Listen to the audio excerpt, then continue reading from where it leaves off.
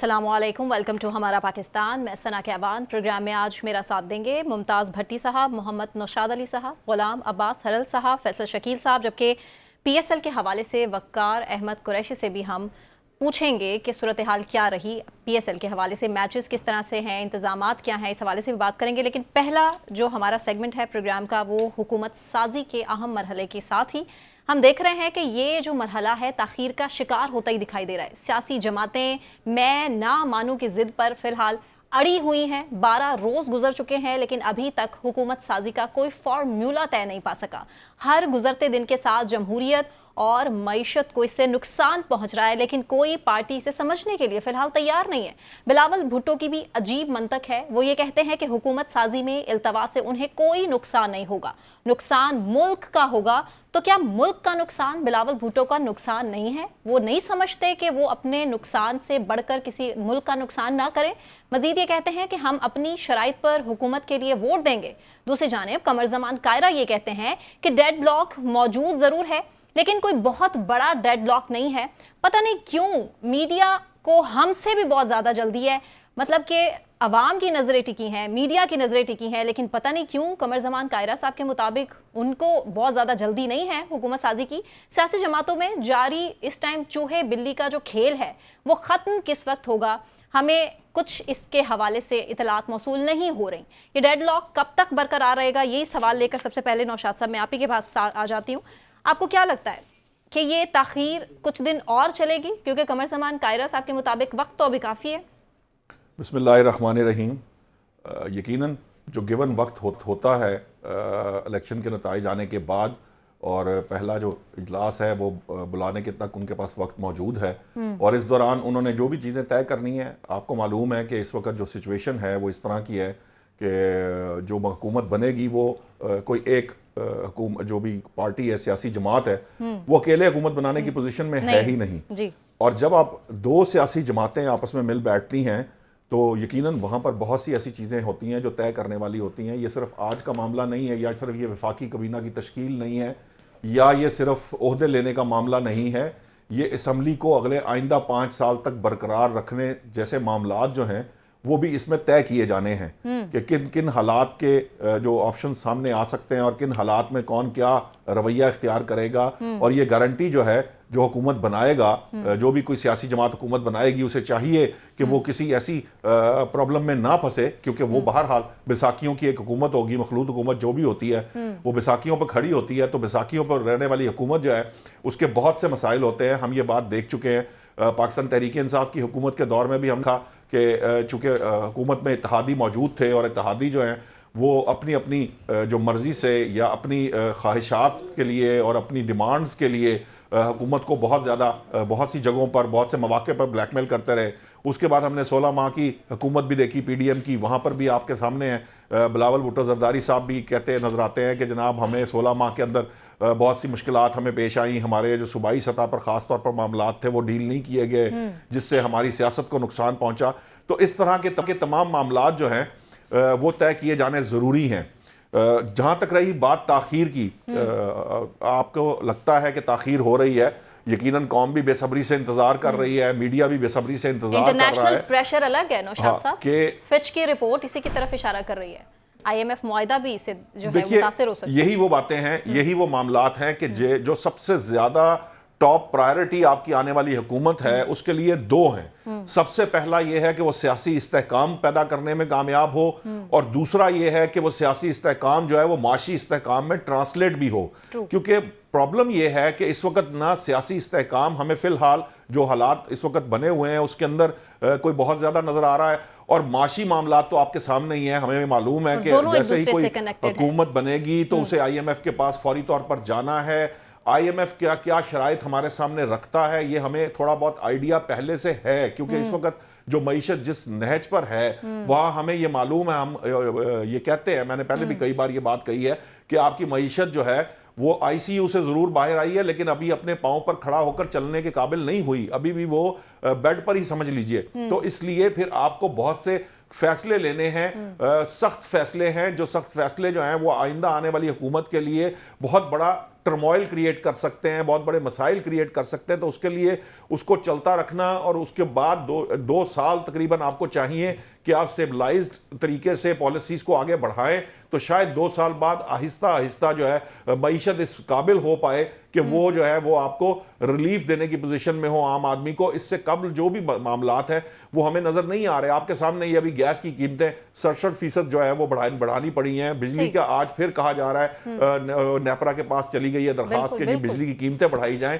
तो ये मामला आम आदमी के लिए इस हद तक बढ़ चुका है कि आम आदमी के लिए ये सब कुछ जो उसके सामने है वो उसकी पहुंच से कोसों दूर है, करीब भी नहीं, कोसों दूर है।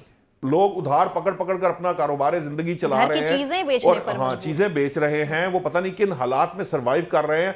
हर आदमी ये एक्सपेक्ट करता है कि हुकूमत आएगी, जैसे ये हुकूमत बनेगी वो हमें कोई रिलीफ देगी, लेकिन ऐसी कोई चीज फिलहाल सामने नजर नहीं आती। जल्दी नहीं है इस हवाले से। मुमताज भट्टी साहब, सवाल आपके लिए, पीपल्स पार्टी अपने सख्त बयानिए का वजन बर्दाश्त कर पाएगी आपको लगता है?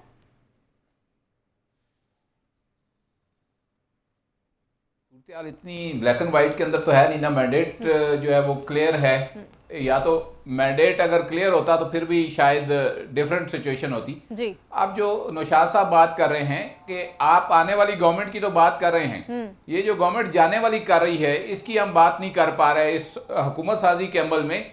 कि जाते हुए काकड़ साहब क्या करते हैं, IB को डिवीजन बनाने का एक नोटिफिकेशन जारी करते हैं, PCB को जो राब्ता की सूबाई राब्ता की जो वजारत है उससे निकाल के प्राइम मिनिस्टर के अंडर करते हैं। बिजली के जो है वो आज रेट्स में इजाफे का वो मंजूरी मांग ली गई है, नेपरा को चला गया है। गैस की आपने बिल देख लिए हुए हैं जी। तो एक गवर्नमेंट जो कि डे टू डे अफेयर चलाने के लिए आई थी, निगरान गवर्नमेंट है, वो जाते जाते भी वो फैसले करके जाने जा रही है जो कि आम आदमी को मुतासर कर रहे हैं।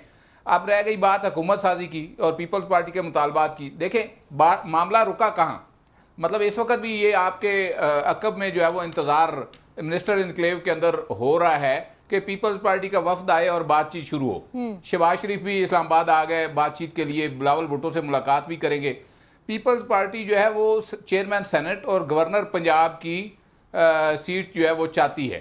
और क्यों चाहती है? पीपल्स पार्टी का ख्याल है कि वो गवर्नर पंजाब के अंदर अपना लगवा के अपनी पॉलिटिकल स्पेस जो है वो बढ़ा सकेगी। और PMLN को इसके ऊपर जो उनको शक है या आप कह लें खौफ है वो ये है कि साल के अंदर अगर उनको मुश्किल फैसले करने पड़े तो पीपल्स पार्टी कैबिनेट के अंदर ना हुई फेडरल के अंदर तो वो एक अवामी प्रोटेस्ट लॉन्च कर देंगे पंजाब के अंदर और वही गवर्नर हाउस उनके खिलाफ जो है वो इस्तेमाल होगा। और जो बिखरे हुए लोग फिर रहे हैं PTI के, जिन सियासतदानों को कहीं जगह नहीं मिल रही, उनको आसिफ अली जरदारी साहब अपनी जमात में शामिल कर लेंगे और पंजाब के अंदर एक तगड़ी वो अपनी पोजीशन बना के नए इलेक्शन की तरफ ले जाएंगे। तो ये जो खौफ है PMLN का और पीपल्स पार्टी का जो वो ग्रैब करना चाहती है पोजीशन पंजाब के अंदर पॉलिटिकली, मतलब वो जो हिस्सा मांग रहे हैं वफाक में और पंजाब में, तो इस खदशे के अंदर दोनों सियासी जमातें एक दूसरे को स्पेस नहीं दे पा रही हैं। अब स्पेस जो है वो किसने पैदा करवानी है? जाहिर बात है जो पीछे हैंडलर बैठे हैं उन्होंने पैदा करवानी है। अभी वो भी इंटरवीन नहीं कर रहे हैं इस मौके के ऊपर, वो भी कह रहे हैं कि भाई आपस में मामला तय करें। तो जब तक कोई बीच में ग्रंटर ना आए या जब तक कोई इन दोनों के दरमियान एक ऐसा जो विन विन वाला फार्मूला है वो तय नहीं पाया जाता, ये आपको 2-4 दिन और भी इसी तरह की सूरत हाल का सामना करना पड़ सकता है। और इस सारी सूरत हाल के अंदर जब इस्लामाबाद में ये सारा कुछ हो रहा है, मियां नवाज शरीफ साहब जो है वो सियासी मुराकबे में चले गए हैं मरी। वो यहाँ पे रुके इसहाक डार साहब की रिहाइशगाह के ऊपर, मिनिस्टर इनक्लेव नई हिदायत दी और उसके बाद वो मरी चले गए कि यहाँ पे कोई मुलाकात सियासी नहीं होगी। अब डेफिनेटली मरी एक सेफ प्लेस है और वहां पे अगर सियासी मुलाकातें नहीं होंगी तो गैर सियासी तो हो ही सकती है ना, मीडिया भी नहीं होता और आते जाते पता भी नहीं चलता कि कौन आ जा रहा है। ये बड़ी बैठकें चल रही हैं। अच्छा, फिर एक और चीज PMLN का एक और खदशा ये है कि गवर्नर पीपल्स पार्टी का अगर लगाया जाता है वहां पे सियासी बंदा, तो मरियम की जो गवर्नमेंट नवाज शरीफ की वहां पे बनेगी पंजाब के अंदर, उसको किसी वक्त भी कैटर किया जा सकेगा उस गवर्नर हाउस को इस्तेमाल करते हुए। तो वो चाहते हैं कि ये उनकी जो लॉन्चिंग है मरियम नवाज की as a CM Punjab, Peoples Party उसके ऊपर एक चेक कायम करना चाहती है जिससे वो बचना चाह रहे हैं। तो ये सारी सूरत हाल है इस वक्त और इसमें सोल्यूशन जो है वो अभी करीब नजर नहीं आता। शाहिद हुसैन सैयद साहब ने तो दे दिया ना इसका सोल्यूशन। मुमताज साहब, इसका तो सोल्यूशन दे दिया ना मुशाहिद हुसैन साहब ने। चले मैं फैसल शकील साहब से सवाल लेकर जाती हूँ। फैसल साहब, ये मुशाहिद हुसैन सैयद साहब के पास जो इस चीज़ का सोल्यूशन है, किस तरह से एस्टैब्लिशमेंट के करीब तरीन समझे जाते हैं वो भी, अब अगर वो ये बात कर रहे हैं तो यकीनी तौर पर इसके पीछे कोई ना कोई तो बड़ी वजह होगी। यकीनन कोई ना कोई बड़ी वजह होगी, लेकिन इन तमाम चीज़ों में पीपल्स पार्टी जो हुकूमत साजी में आज बिलावल भुट्टो जरदारी का वही बयान है जो कि कल हम डिस्कस कर रहे थे कि पीपल्स पार्टी अपने जो है वो अच्छी तरह कार्ड खेलेगी और अपनी शराइत रखेगी। और आज उन्होंने वाजे कर दिया कि हमने अपना मौक़िफ़ जो है वो बता दिया है और उसे तब्दील करने वाले नहीं है। मुस्लिम लीग नवाज को ही लचक दिखानी होगी। और बसूरत दीगर बिलावल भुट्टो जरदारी ने यह भी बोल दिया कि अगर उन्होंने लचक नहीं दिखाई तो इससे जो है वो जमहूरियत और माशी नुकसान होगा, इसके अलावा कुछ नहीं होगा।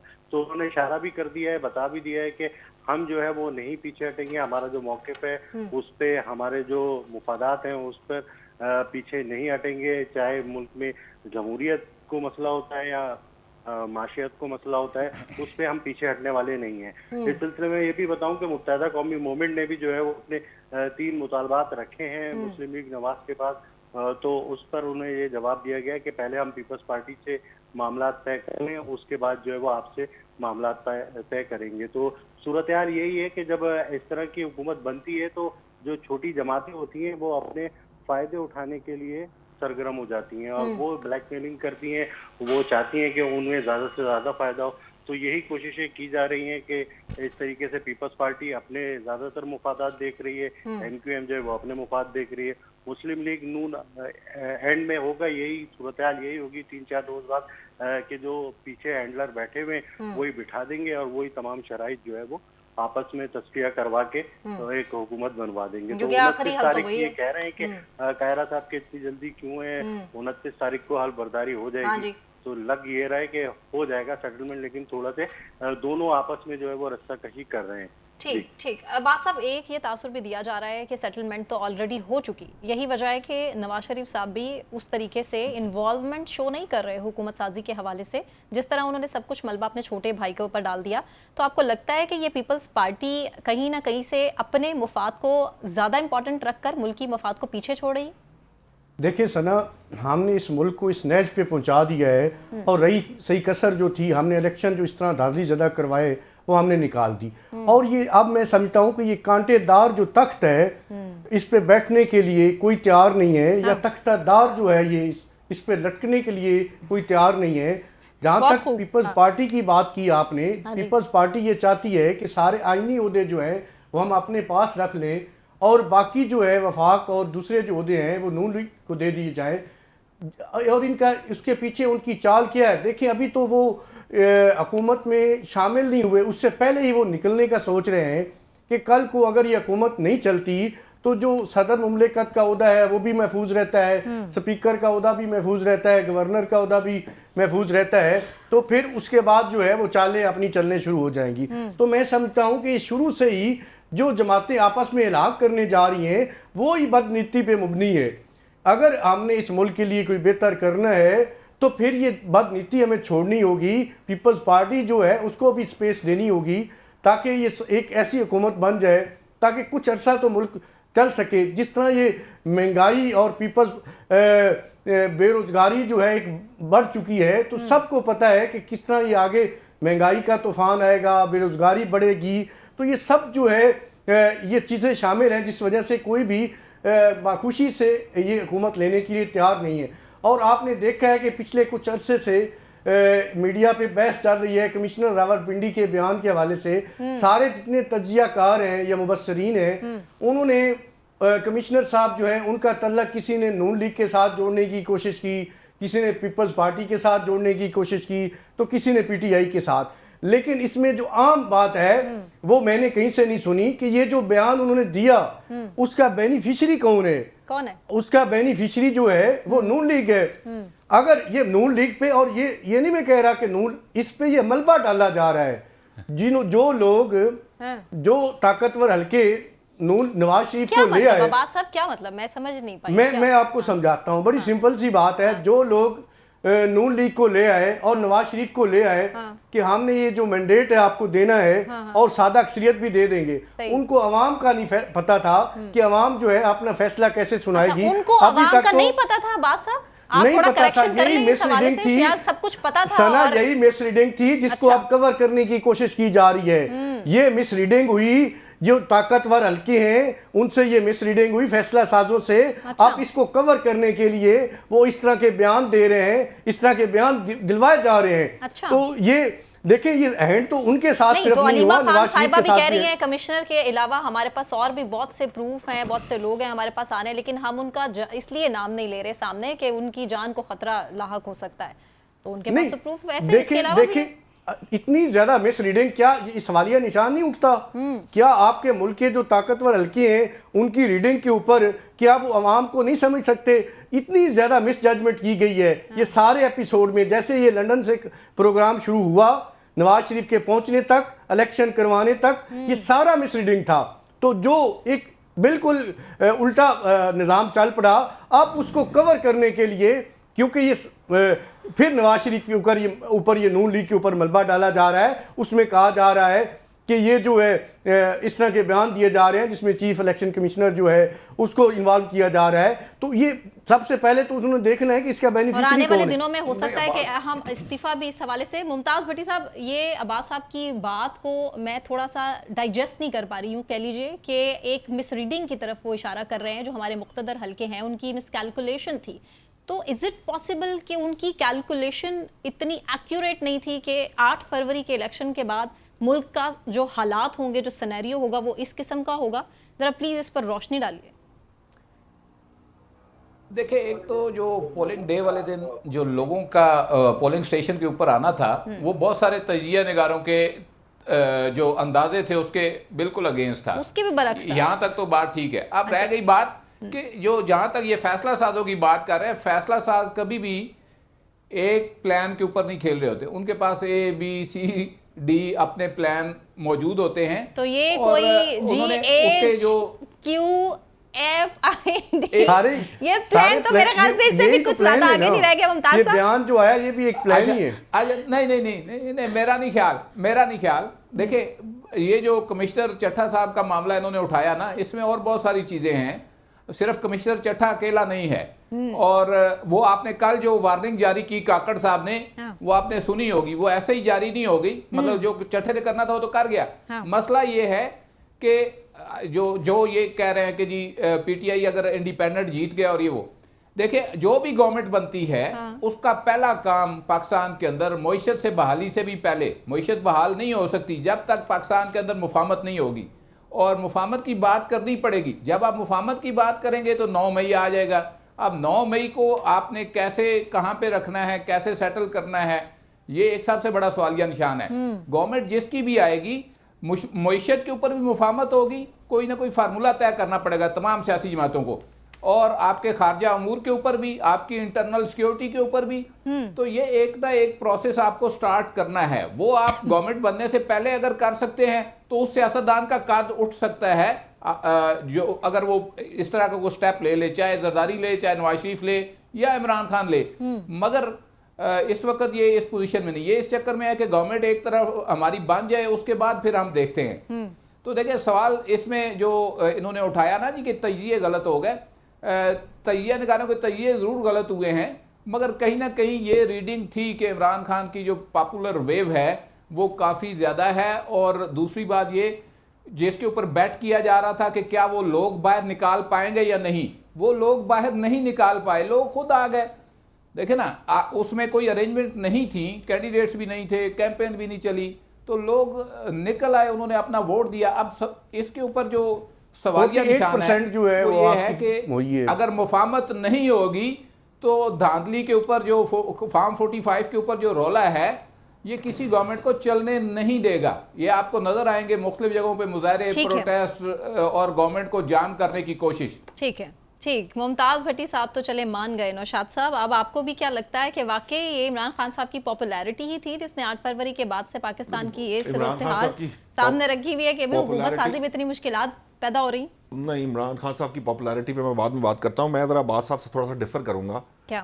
देखिए कि आप सिर्फ बात कर रहे हैं परसेप्शन के बेस पर। अच्छा, परसेप्शन से ये मामलात इस तरह नहीं है। आप देखिए गैलप का सर्वे जो था, जो इंतखाबात से पहले आया है, यानी काफी दिन पहले आया है, उसके अंदर ये बताया गया कि पाकिस्तान तहरीक इंसाफ को फर्ज कीजिएगा 34% वोट पड़ेंगे ओवरऑल, तो वो 33% या 35% पड़े। अच्छा। अगर कहा गया नून लीग को 32% पड़ेंगे तो उन्हें 33% पड़े या 31% पड़े, यानी एक आध परसेंटेज के डिफरेंस से टू एन एक्सटेंड कि केपीके में किसको कितने वोट मिलेंगे, पीपल्स पार्टी को कितने परसेंट वोट की उम्मीद है, किनको नून लीग को कितनी है, वो ऑलमोस्ट तकरीबन एक आध फीसद के फर्क से वो सारे के सारे जो सर्वे का तखमीना, अब सुन लीजिए ना, तखमीना था वो ऑलमोस्ट दुरुस्त साबित है। एक बात। दूसरी बात ये कि अब आप बात कर लेते हैं इमरान खान की पॉपुलर वेव। वो पॉपुलर वेव ऐसी वेव थी कि उसके अंदर जो 2018 के इंतखाबात, जो मैं जिसके बारे में कहता हूं कि एस्टेब्लिशमेंट की तमाम तर सपोर्ट के साथ जो इंतखाबात लड़े गए थे,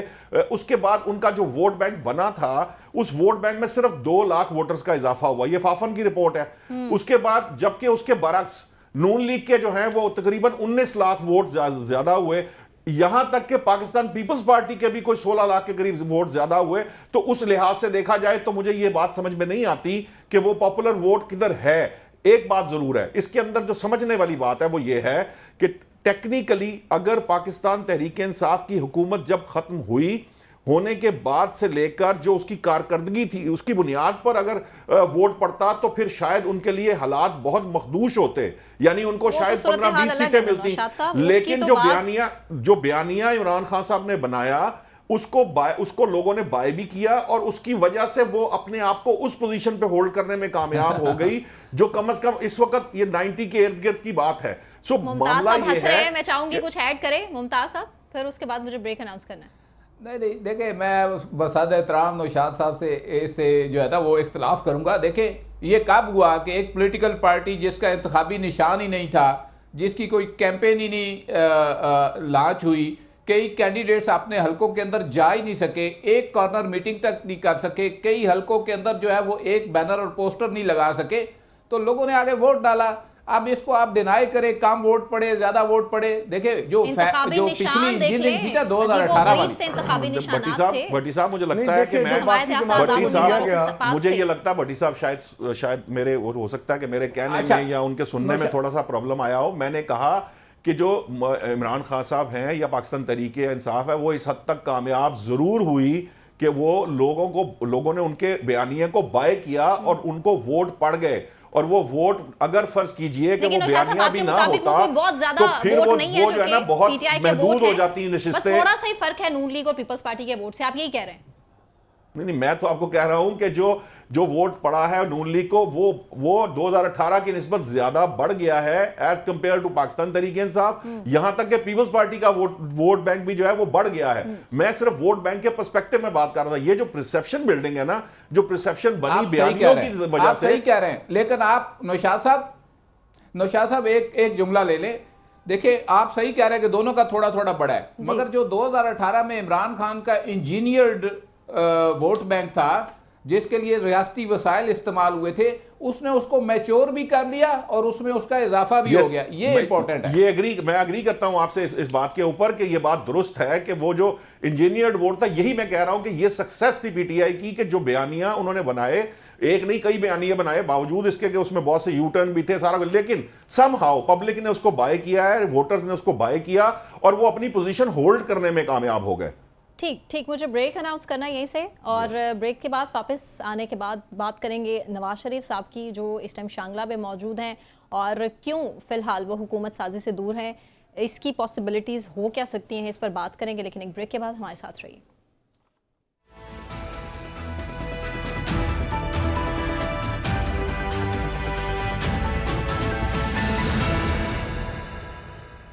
वेलकम बैक नाजरीन। हुकूमत साजी के अहम मौका पर मुस्लिम लीग नून के कायद नवाज शरीफ मरी में मौजूद हैं और ये तासुर देना चाहते हैं कि वाकई उनकी बात हो चुकी है, सब कुछ तय पा चुका है, सिर्फ ऐलान होना बाकी है। क्या यही तासुर देने की कोशिश कर रहे हैं मियां मोहम्मद नवाज शरीफ, या फिर उन्हें अपने भाई की हुकूमत में कोई खासी दिलचस्पी नहीं है? नवाज शरीफ जो 4 साल खुद साख्ता जलावतनी काटकर किंग मेकर पार्टी बनकर वतन वापस आए थे, और यही कहा जा रहा था कि जो जादू की छड़ी नवाज शरीफ साहब के पास है, मईशत जैसे वो ठीक कर सकते हैं, सबसे बड़ा मसला पाकिस्तान का मईशत को ठीक करना है, वही ठीक कर सकते हैं, लेकिन अब वो हम देख रहे हैं हुकूमत साजी के मरहले से दूर दूर भाग रहे हैं। आखिर क्यों? इसके पीछे रीजंस क्या हो सकती हैं, क्या पॉसिबिलिटीज़ हो सकती हैं? नवाज शरीफ साहब मरी में मौजूद हैं, लेकिन किसी भी किस्म की सियासी मुलाकात स्केजुअल नहीं है उनकी, नहीं चाह रहे कि सियासत पर बात की जाए। आखिर क्या वजूहात हैं? मुमताज़ भट्टी साहब, आप ही से मैं पूछ लेती हूँ, आखिर नवाज शरीफ साहब ये वाकई मौसम इंजॉय करने शांगला पहुंचे हैं या फिर कुछ और रीजंस हैं इसकी? देखिए, मैंने आपको बताया कि वहाँ पे ज़रा आसानी रहती है, मीडिया शीडिया की एक्सेस कम होती है और मुलाकात जो होनी हो वो बड़ी आसानी से हो जाती है। इस वक्त ट्रस्ट डेफिसिट है, और ट्रस्ट डेफिसिट सिर्फ पीपल्स पार्टी और PMLN का आपस में नहीं है। PTI की तो आपको सूरत मालूम है कि वो तो एंटी इस्टेब्लिशमेंट खड़ी है इस वक्त तक। जो बाकी सियासी जमातें हैं उनमें से PMLN का इस्टेब्लिशमेंट के साथ भी एक ट्रस्ट डेफिसिट पैदा हुआ है। वजह उसकी क्या है कि देखिए, जितने प्रोटोकॉल के साथ उनको लाया गया, केसेस खत्म हुए, उनको बाइज्जत तरीके से जो है वो डिस्क्वालिफिकेशन खत्म करवाई गई, ऑन ग्राउंड वो रिजल्ट जो है उनकी जमात मियां नवाज शरीफ साहब की नहीं दे सकी। एक तो उसकी वजह यह है कि कैंपेन लेट उन्होंने शुरू की। सेकेंडली ये कि उनकी जो पार्टी का सियासी बयानिया था उसने लोगों को अट्रैक्ट नहीं किया। हुकूमती कारकर्दगी एक तरफ और सियासी बयानिया जो इमरान के मुकाबले में वो बना रहे थे उसमें लोगों को कोई चाम नजर नहीं आया। अच्छा, ये सिर्फ PMLN के साथ नहीं हुआ। 2018 में जब मियां नवाज शरीफ को बंद किया गया था, तो जब रिजल्ट आ रहे थे, अब ये मैं आपको बिल्कुल वो बात बता रहा हूं, तो जैसे जैसे रिजल्ट आ रहे थे बाजवा साहब का BP हाई हो रहा था। अच्छा। और उन्होंने मीटिंग बुला ली, उन्होंने कहा कि हो रहा है तो वो जो अहबाब मौजूद थे, नहीं, रिजल्ट्स किसके ऊपर नीचे हो रहे थे?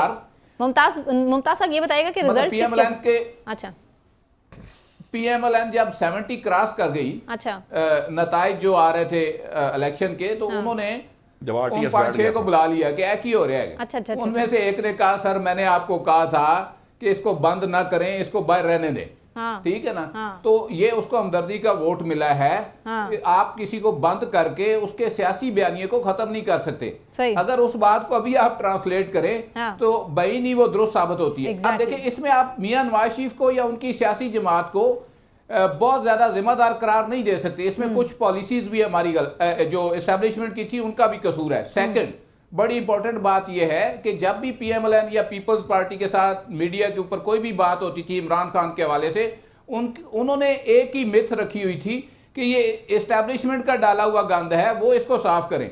देखिए, सियासी जमात को या किसी सियासतदान को एस्टेब्लिशमेंट से जो खत्म करवाने की हिकमत अमली है, ये पाकिस्तान में कभी भी कामयाब नहीं हुई। आप शेख मुजीब से ले ले, जुल्फकार अली भुट्टो को ले ले, आप मियां नवाज शरीफ को पहले ले ले, बेनजीर भुट्टो को ले ले, और उसके बाद आप इमरान खान को ले ले। इन्होंने उसको सियासी तौर पे जो है वो मुकाबला करने की कोशिश ही नहीं की, और जिसका नुकसान जो है वो आज भुगत रहे। अब वो एक फिक्स के अंदर है मियां नवाज शरीफ, और वो चाहते हैं कि ये जो बैरियर आया है इस सारे मैस के बाद, इसमें से किसी तरह वो गो थ्रू कर जाए। और गो थ्रू करने के लिए उनके पास बेहतरीन आदमी है शहबाज शरीफ, वो मुलाकातें भी कर रहे हैं, आ भी रहे हैं, मिल भी रहे हैं, बातें भी कर रहे हैं। तो मेरा ख्याल है कि मियां नवाज शरीफ की जो ट्रस्ट डेफिसिट खत्म करने वाली मुलाकात है वो अगले 24 घंटे के अंदर हो जाएगी।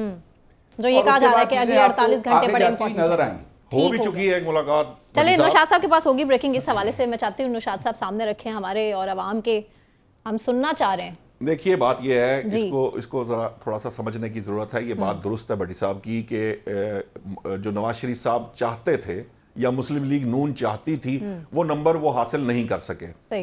अब उसके पीछे मुहरकात कुछ भी हों, जो इस वक्त प्रेजेंट सिचुएशन है वो ये है कि वो इंडिपेंडेंट हुकूमत नहीं बना सकते।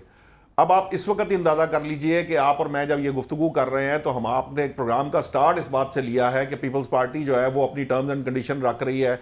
बिलावल साहब कह रहे हैं हम अपनी शराइत पर मानेंगे, मुत्तहिदा कौमी मूवमेंट अपनी बात कर रही है, तो मुस्लिम लीग नून कह रही है कि जी पहले पीपल्स पार्टी से निपट लेने दें, फिर आपकी बारी आएगी। अच्छा नौशाद साहब, सॉरी टू इंटरप्ट, बिलावल साहब जो अपने जलसों में कहते थे बड़ा कॉन्फिडेंट होकर, उनके जेस्चर बॉडी लैंग्वेज यही कहा करती थी कि मैं मियां साहब को चौथी बार वज़ीर आज़म नहीं बनने दूंगा। कहीं ना कहीं से तासुर जो नून लीग को भी मिल रहा है कि पहले बात हो गई थी उनकी। अब ये भी जो मामला है इस पे भी जरा थोड़ी सी हो सकता है कि आपको कोई सरप्राइज मिल जाए अनकरीब। जो मामलात अब चल रहे हैं चूँकि हमारे पास दोस्त ममालिक हैं, उनकी ये ख्वाहिश है कि नवाज शरीफ साहब जो है वो वज़ारत उज़्मा का मनसब संभालें।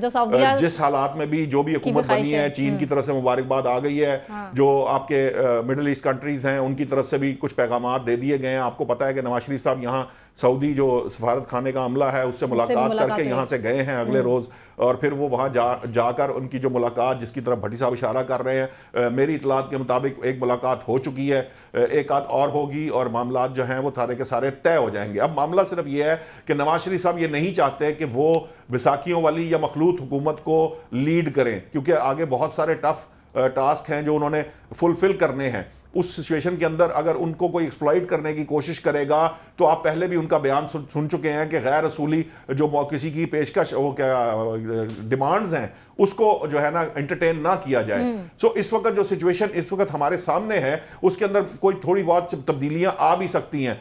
अब मेरी जो ज़राए हैं उनके मुताबिक नून लीग और पीपल्स पार्टी में मामलात तय हो चुके हैं, मां सिवाय ये पंजाब के कुछ मामलात हैं। एक मामला ऐसा है जिसके ऊपर अभी नून लीग ने हामी नहीं भरी, गवर्नर के अलावा भी कुछ सेनेटर्स डिमांड किए जा रहे हैं, कुछ सीटें डिमांड की जा रही हैं अदर देन वफाकी काबीना, जिसके ऊपर नून लीग ये कह रही है कि ये अनजस्टिफाइड है, इसकी कोई सेंस नहीं है। लेकिन वो जो भट्टी साहब ने आपको बात बताई थी कि पीपल्स पार्टी ये चाहती है कि वो अपना फुट होल्ड नए सिरे से बना सके पंजाब के अंदर, उसके लिए वो सर तोड़ कोशिशें कर रही है, क्योंकि इस तरह का मौका शायद पाकिस्तान पीपल्स पार्टी को कभी नहीं मिलेगा दोबारा, जिसके अंदर वो इस पोजीशन में हो कि वो ड्राइविंग सीट पे अपनी मर्जी से जो है ना गाड़ी का रुख मोड़ सके। तो इस तरह की सिचुएशन के अंदर नवाज शरीफ साहब जो है वो इस किस्म के जो हरबे हैं, तरीके हैं किसी भी सियासी जमात की जानिब से, वो उसको हैंडल नहीं करना चाहते। वो नहीं चाहते कि मैं ब्लैकमेल हूं, जिसकी वजह से वो वजारत उज़्मा का मनसब संभालने से गुरेजा हैं। लेकिन हमारी जो इतलात है, मेरे पास जो इतलात है इस वक्त वो ये हैं कि बाज़ दोस्त ममालिक जो हैं उनकी तरफ से भी उन्हें ये रिक्वेस्ट की गई है कि जनाब आप चूंकि आगे बहुत टफ माशी मामलात हैं, अगर मुल्क को संभालना देना है तो वजारत उज़्मा जो है वो नवाज शरीफ को खुद संभालनी चाहिए। ये वो एक मामला है जिसके ऊपर गौर व खौज के लिए वो वहां भी चले गए हैं। और दूसरा मामला वही है जिसकी तरफ भट्टी साहब ने इशारा किया। नौशाद साहब, मियां साहब क्यों नहीं मान रहे? मियां साहब डर किस बात से रहे हैं? 3 दफा तो एक्सपीरियंस है उनके पास। बात डर की नहीं है, बात ये होती है कि जब मुझे अपनी एबिलिटीज और कैपेसिटीज का पता होता है। ठीक, हेल्थ का इशू है, हेल्थ का इशू है, सीरियस इशू है। पहले प्लेटलेट्स का हमने देखा था मसला था जिसकी वजह से उनको वतन छोड़कर जाना पड़ा वापस। तो यही कहा जा रहा है कि हो सकता है दोबारा से लंदन भी जाना पड़े नवाज शरीफ साहब को, इसीलिए शायद वो वजारत उज़्मा का जो बोझ है वो अपने कंधों पर उठाने से गुरेज है। ये तंज से हट के मैं आपको बता रहा हूं कि उनके हेल्थ का इशू है। एक आध जलसे के अंदर भी उनको जो है वो अपना खिताब मुख्तसर करना पड़ा और पहले करना पड़ा। उनकी हेल्थ का एक इशू है, डिस्क्लोज नहीं पीएमएलएन कर रही कि अपनी वजूहत। हेल्थ का इशू नहीं, मेरा ख्याल है ये लेंथ ऑफ सर्विस का इशू है। और ये मैं समझता हूं कि ये सादा अक्सरियत से लेके मुद्दत मुलाजमत तक की बात हो रही है। जैसे पहले सादा अक्सरियत का मुतालबा था, अब ये मुद्दत मुलाजमा का मुतालबा है। तो अब्बास साहब, मेरा सवाल ऐड भी कर लीजिएगा इसमें। नून लीग के ही कुछ लोग हैं जो इस बात को क्लेम कर रहे हैं कि इलेक्शन में तो हमें सपोर्ट ही नहीं किया गया, ये भी वजह है कि नवाज शरीफ साहब नाराज हैं। देखिए, ये बड़ा मासूमाना सा सवाल है। उनको और क्या सपोर्ट किया जाता? इससे ज्यादा तो सपोर्ट नहीं हो सकती ना। किसी दौर में इस तरह की धांधली हुई। आप 70,000 वोट तो ठप्पे लगाए हैं ना उनकी फेवर में, ये तो माना है ना। अब इससे ज्यादा तो फिर आपने बैलेट पेपर्स तो अभी भी छप रहे हैं। 1 मिनट है, बात सब किसने माना है? किसने माना है? ये आपके जो इलेक्शन करवाने वाले हैं वो कौन इलेक्शन करवा रहा था? ये आपकी इंतजामिया करवा रही थी। नहीं, किसने माना? किसने करवा रहे थे? डीआरओ किसी आरओ ने ये नहीं माना, किसी डीआरओ ने नहीं माना। मेरे पास ऑन रिकॉर्ड कोई ऐसी बात नहीं है। सारे जो प्रेसिडिंग ऑफिसर होते हैं वो कमिश्नर के अंडर काम करते हैं। बराह रास्त कोई उसका ताल्लुक नहीं था। साहब जितने भी आरओ हैं, क्या वो कमिश्नर के अंडर काम नहीं करते?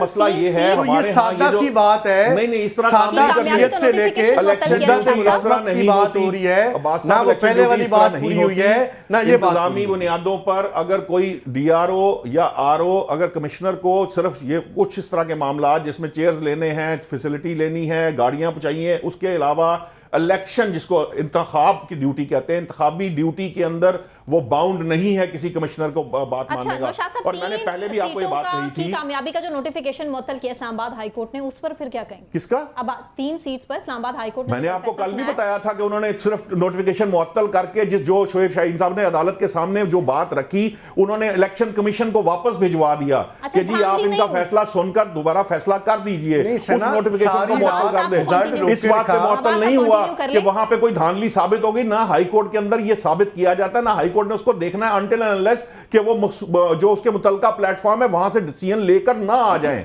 सो इसलिए जो प्रोसेस है उसको तो हमें समझना चाहिए। हर इलेक्शन का अपना एक प्रोसेस है। इलेक्शन में जब आप जीतते हैं हारते हैं, उसके बाद अगर किसी को प्रॉब्लम है वो मुतलका फोरम को रुजू करेगा, वो ट्रिब्यूनल को रुजू करेगा। जब तक वो ट्रिब्यूनल से अपना फैसला लेकर नहीं आएगा, हाई कोर्ट उस मामले के अंदर नहीं बोलेगी। अब्बास साहब, ऐसे तो फिर तमाम सियासी जमातों को मसला है। ये रिगिंग की बात तो सिर्फ बानी पीटीआई तो नहीं कर रहे, और भी काफी सियासी जमातें हैं जो कि खुल के कह रही हैं कि रिगिंग हुई है, और ऐसी हुई है जो इससे पहले किसी इलेक्शन में नहीं हुई। देखिए सना, नून लीग के हवाले से जिन उम्मीदवार जो हैं उनको जो मसला है, उनको सिर्फ ये मसला है कि जो लिस्ट भेजी गई शाम के वक्त कि ये जो उम्मीदवार हैं, ये नाम जो है हमें एज ए रिटर्न कैंडिडेट चाहिए, तो उनमें उनके नाम मिस हो गए और जो आगे से या कबूल नहीं हुए, तो उनको बहुत ज़्यादा इतराज़ है, इसमें कोई शक नहीं है। और बहुत सारे ऐसे नाम आपको मिल जाएंगे जिसमें जो है वहाँ आगे जिनकी कबूलियत नहीं थी या भेजे नहीं गए, तो वो वाकई इतराज़ कर रहे हैं, और उनका इतराज़ जो है वो जायज़ भी है कि क्या उनको अकोमोडेट क्यों नहीं किया गया। बिल्कुल ठीक बाकी है, सबको किया गया। ठीक है फैसल शकील साहब, ये जो मुस्लिम लीग नून के अपने लोग ये कह रहे हैं कि हमें इलेक्शन में उस तरीके से सपोर्ट नहीं किया गया जिसकी वजह से ये सब कुछ हुआ है 8 फरवरी के बाद का जो सिनेरियो है अब तक, तो फिर किसे सपोर्ट किया गया है? पीपल्स पार्टी तो कह रही थी लेवल प्लेइंग फील्ड हमारे पास नहीं है, पीटीआई भी कह रही थी, दीगर सियासी जमातों की जानिब से भी यही बात की जा रही थी, नून लीग के लिए सब कॉन्फिडेंट थे। अब नून लीग इलेक्शन के बाद कह रही है भी हमें भी सरप्राइज मिला है, तो ये बेसिकली सरप्राइज किसके लिए था? पॉलिसी मेकर्स कर क्या रहे हैं? देखिए बात सुनी, मैंने आपको पहले भी अपने प्रोग्राम में यही कहा था, आप ही के प्रोग्राम में, कि उल्टी हो गई सब तस्वीरें, तो ये उल्टी हो गई सब तस्वीरें। अच्छा। इसलिए हो गई कि जो कैलकुलेशन की गई थी, असल में ये वोट जो पड़ा है पीटीआई को, पीटीआई की कारकर्दगी पे नहीं पड़ा है, ये वोट पड़ा है जो उनके साथ किया गया है सलूक एस्टेब्लिशमेंट की जानिब से, इदारों की जानिब से, और जो गिरफ्तारियां हुई हैं, जो उनसे इंतखाबी निशान छीन लिया गया है, जो उनके बानी की कैरेक्टर एसोसिएशन की गई है, ये तमाम चीजें हुई है। इस पर जो है वो आवाम ने वोट दिया है, और 16 महीने की जो कारकर्दगी है उसको देखते हुए वोट दिया है। आवाम ने अपना गुस्सा निकाला है इन पार्टियों से, और पीटीआई को जो है वो इसलिए वोट मिले। तो ये बात जो कि नवाज शरीफ साहब ने ख्वाब देखा था चौथे वजीर आजम का, जिससे अखबारात में इतिहाद भी चौथे वजीर आजम के छप गए थे, और उसके साथ साथ जो है वो ये कहा भी जा रहा था कि चौथे वजीर आजम नवाज शरीफ साहब होंगे। जब वोट के रिजल्ट आए तो वो दिल बर्दाश्त हो गए, इसीलिए वो मरी चले गए। वहां पर जो है वो उन्होंने तन्हाई और सुकून जो है वो नहीं, तो फैसल साहब बता रहे हैं ना, मुमताज भट्टी साहब की बड़ी इंपॉर्टेंट मीटिंग्स हैं, वहां पे स्केड्यूल है, इसीलिए वो मीडिया से दूर रखना है, बताना नहीं है, इसीलिए जो है वो उसको खुफिया रखा जा रहा है। पसे पर्दा बहुत कुछ चल रहा है। साहब की जो है वो इत्तलात दुरुस्त हो, लेकिन बज़ाहिर तौर पर तो उन्होंने यही चीज सामने लाए हैं कि हम जो है वो नहीं चाहते यहाँ पर कोई जो है वो सियासी मुलाकातें या सियासी बातें नहीं होंगी। तो वो उनका जो सामने दिख रहा है, वो जो ये जाहिर कर रहे हैं कि इस वक्त नहीं वो इस काबिल है कि वो ये तमाम फैसले कर सके। तो दिख रहा है इस वक्त सामने आ रहा है, ये सब कुछ जो कुछ किया गया था, जो कुछ सोचा गया था, वो सब कुछ उलट गया है, इसीलिए मैनेज नहीं हो पा रहा। जो मैनेज करना था, जो उनकी कैलकुलेशन थी, वो सब उलट हो गई है। जब तक ये चीजें नहीं होंगी, सूरत हाल बेहतर नहीं होगी। उन्हें मुल्क की मईशत से कोई वास्ता नहीं लग रहा। बिलावल भुट्टो जरदारी हो या नवाज शरीफ हो, इस वक्त जो है वो लोग परेशान है, बिजनेसमैन पैसा लगा नहीं रहे। बहुत बड़ी बात कर रहे हैं फैसल साहब। खराब है, बिल्कुल सूरत हाल बहुत ज्यादा खराब है, लोग परेशान हैं। इंतखाबात होने के बाद लोगों में एक ये था कि शायद कुछ बेहतरी आएगी, कुछ सुकून मिलेगा, कुछ कारोबार चलेगा, रोजगार मिलेगा।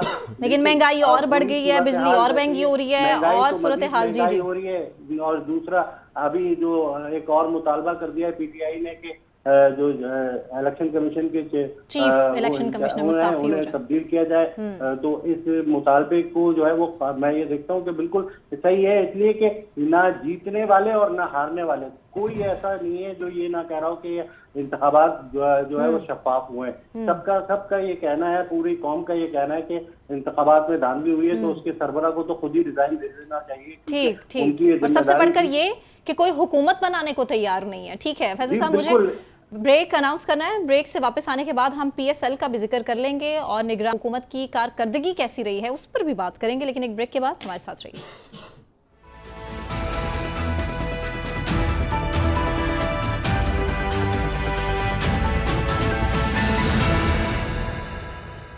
वेलकम बैक नाजरीन। बात PSL की, जिसका नवा सीजन जारी हो चुका है। साथ ही साथ PSL के नाकिस इंतजामात की वजह से शाकीन क्रिकेट को बहुत से मसाइल का सामना है। फैमिलीज जा रही हैं, बच्चे बुजुर्ग वहां जा रहे हैं, गाड़ी पार्क करने का मसला है, लंबी लाइनें हैं, कतारें हैं जो कि गाड़ियों की लगी हुई हैं, लेकिन कोई मैनेजमेंट नहीं है। मिसमैनेजमेंट की वजह से शायकीन क्रिकेट को बड़ी मुश्किलात का सामना करना पड़ा है। PSL में सब कुछ है, अगर नहीं है तो आला दर्जे की क्रिकेट नहीं है। तमाम टीम्स में ज़्यादातर दूसरे और तीसरे दर्जे के खिलाड़ी खेल रहे हैं और PSL के दौरान फील्डिंग का जो मयार है वो भी हमें नाकिस तरीन ही नज़र आ रहा है। सोशल मीडिया पर नाकिस इंतजामात की वजह से मोहसिन नकवी साहब को बड़ा तनकीद का निशाना बनाया जा रहा है। और सवाल इससे जुड़ा सबसे पहले हम करेंगे अपने नुमाइंदे से, वकार अहमद कुरैशी से, जो अपनी फैमिली के साथ मैच देखने के लिए स्टेडियम में गए और वहाँ उन्हें किन मुश्किलात का सामना करना पड़ा, ये वकार ही हमें बताएंगे। वकार, बताइएगा कि आप जब गए हैं वहाँ तो आपने क्या कुछ देखा है, कितने परेशानी का सामना है शायकीन क्रिकेट को? जी बिल्कुल सना, ठीक है आपने। अगर शायकीन क्रिकेट की बजाय तो जो क्रिकेट से प्यार करने वाले पाकिस्तानी हैं वो पूरा साल इंतज़ार करते हैं कि कब पाकिस्तान में PSL दोबारा से हो और हमें मौका मिले कि हम दोबारा स्टेडियम का रुख करें और इंटरटेनमेंट का एक मौका मिल सके उन्हें।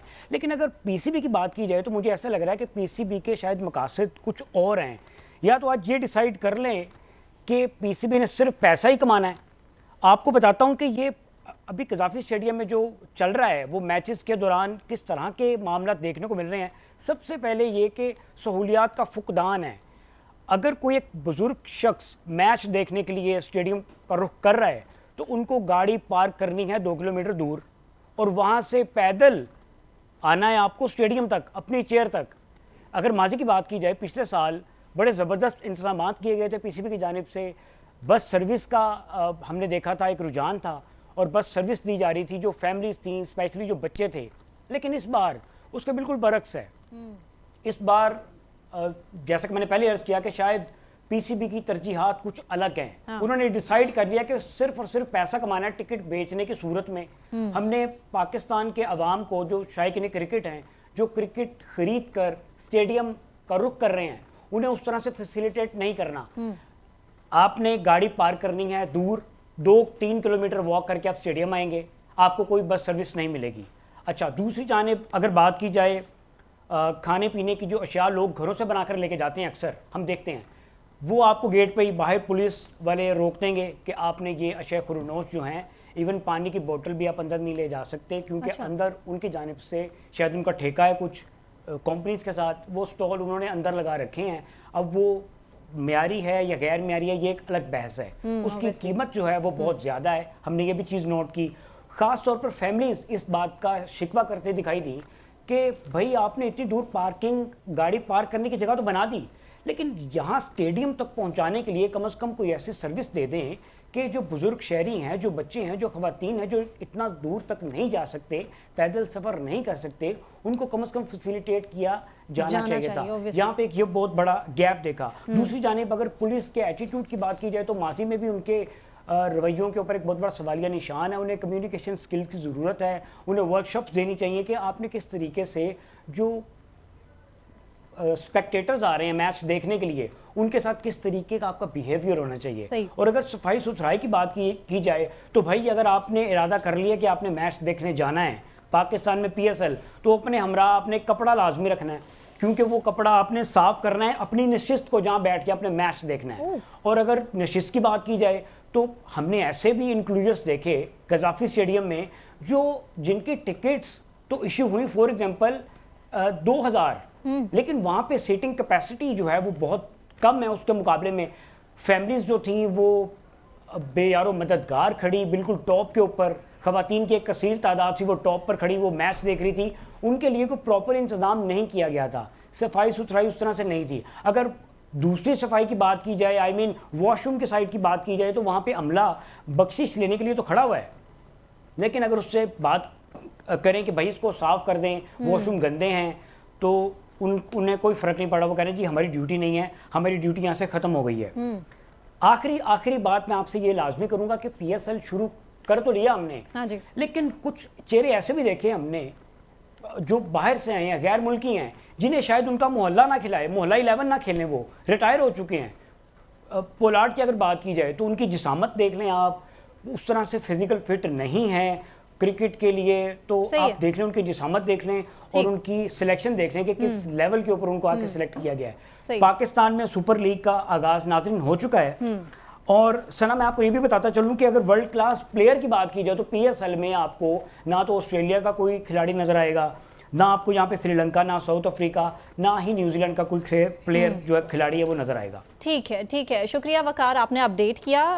नौशाद साहब क्या कहेंगे, ये नकवी स्पीड स्लो होती दिखाई नहीं दे रही PCB में, आपको क्या लगता है इस तरह से क्या मैसेज देंगे हम इंटरनेशनल? देखिए, नकवी साहब को वैसे तो वकार ने जितनी डिटेल से आपको बताया है, नकवी साहब को चाहिए कि वो इस चीज़ का नोटिस लें। अरेंजमेंट तो यकीनन मोहसिन नकवी साहब ने नहीं किए, ये तो उनसे पहले किए गए होंगे, क्योंकि ये 11 था तो ये डिसीजंस नहीं होते।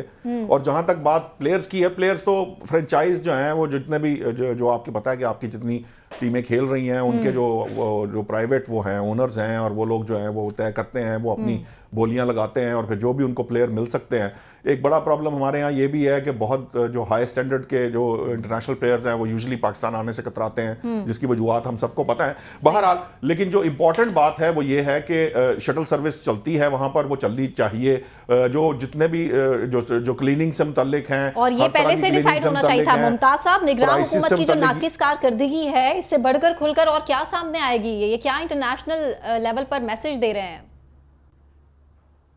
देखिए, 2-3 इसमें जो बातें इन्होंने की हैं, ये बाकी भी हमारे पास जो इन्फॉर्मेशन है, एक तो ये कि इंटरनेशनल क्रिकेट एंगेजमेंट बहुत ज्यादा चल रही है, और इस वजह से जो इंटरनेशनल प्लेयर है उनका आना इस टाइमिंग के ऊपर काफी मुश्किल था। सेकेंडली, मुल्क के अंदर जो है वो एक पॉलिटिकल टर्मोइल चल रहा है, इलेक्शन हुआ है, इतनी बड़ी एक हैक्टिक जो एक्सरसाइज है वो हुई है, गवर्नमेंट अभी तक तश्कील नहीं पाई। तो आप इसको 1 महीना अगर बाद में अरेंज करते इस पूरे इवेंट को, जब सूबाई हुकूमतें भी अपनी जगह पे आ चुकी होती, करने तो PCB ने, मगर डेफिनेटली पुलिस की, लॉ एनफोर्समेंट की एक प्रॉपर साथ इनपुट होती है। अब वो जो है अभी तक फंसे हुए हैं प्रोटेस्ट के अंदर, और कहीं पे हिफाजत और ड्यूटी लगी हुई है, मुल्क में स्टेबिलिटी है नहीं। आप मैचेस दिखा के अवाम को उस तरफ जो है वो दावत दे रहे हैं कि अपनी अटेंशन डाइवर्ट करें, लेकिन ऐसे काम चलेगा नहीं।